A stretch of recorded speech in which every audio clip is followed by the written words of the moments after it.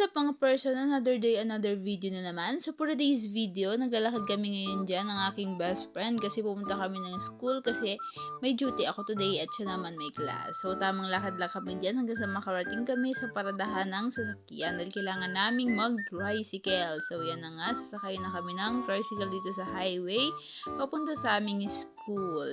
So tamang kwentuhan lang kami dyan habang ninanamnam namin yung sarap ng hangin dahil napakainit kahit agang-aga ba. Siyempre dala namin si Javi na laging nakangiti.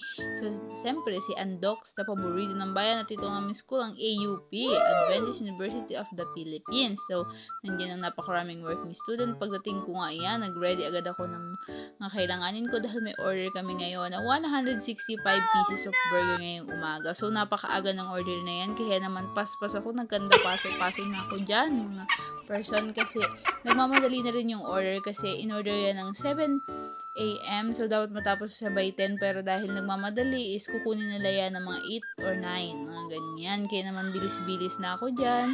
Tamang lagay na ako ng mga patties at saka ng cheese, ng tinapay, ng dressing. Siyempre, hindi mawawala yan. So, yan. Tamang lagay lang ako dyan. Siyempre, pala akong si Flash dyan. Nagmamadali na talaga ako dyan kasi kagul na rin sa oras at nagmamadali na rin talaga yung customer dahil need na yan. So, tamang dito naman tayo sa mangga. Siyempre, para magkaroon na tayo ng mango shake, kailangan natin mag-slice ng mangga. Siyempre, hinugasan ko muna yan. Then, in-slice ko yung mga buto. Inaalis namin yung mga buto dyan. Then, inihiwalay namin yung pisngi para mas madali naming maalis yung laman niya sa kanyang balat. So, tamang kain lang ako dyan. Siyempre, may mga gandang chicken na kasama dyan. Mga nag-OGT. Shoutout po sa inyo. So, yan. Tamang gayat lang kami ng manggan dyan, mga person. Siyempre, hindi maiwasan. Minsan na masugatan, pero go lang. Kasama sa buhay yan.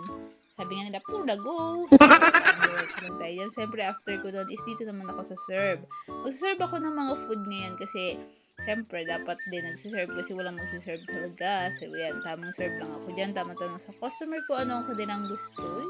Ako ba yung gusto nila? So, yan, tamang serve lang ako dyan. Siyempre, hindi maiwasan sa pagsiserve na nagkakamali ka, napapaso. Siyempre, mainit yung pagkain. So, napakamura ng tinda namin at siyempre mga quality food din. Then after ko dyan is mag-shake naman ako ngayon. Yan, tamang shake lang ako dyan.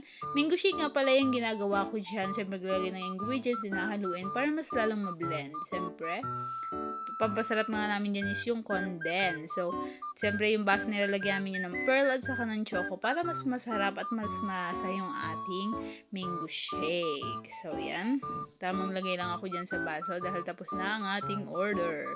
Siyempre, huwag kakalimutang linisin ang ating pinaggamitan para naman quality. Tamang sayo lang daw sila dyan. Tawa-tawa. Then after nun is gumawa na naman ako ng 100 pieces na burger. Di bali, 265 pieces ang order ko for today. Napakapagod niyan mga guys. Kasi yan, tamang lagay na ako dyan kasi nagmamadali na ako dyan. Kasi hagul na naman ako sa oras. Mga 1 p.m. na yan. 1:30 p.m. Then kukunin niya ng 3. Kaya nagmamadali talaga ako dyan kasi sobrang pagod na din at sobrang hirap talaga. Naganda pa. So paso na yung kamay ko ng sobra sa kakamadali ko dyan.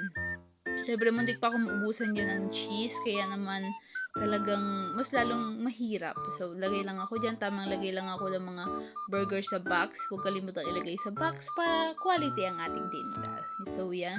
So, nakikita nyo, napakarami ko nang nagawa.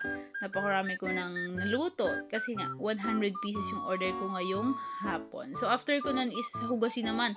Dahil hapon na, alas 3 na rin yan, is nagmamadali na talaga kami maglinis dyan para kami si Flash dyan na hindi maintindihan kung anong uunahin. Tamang hugas lang.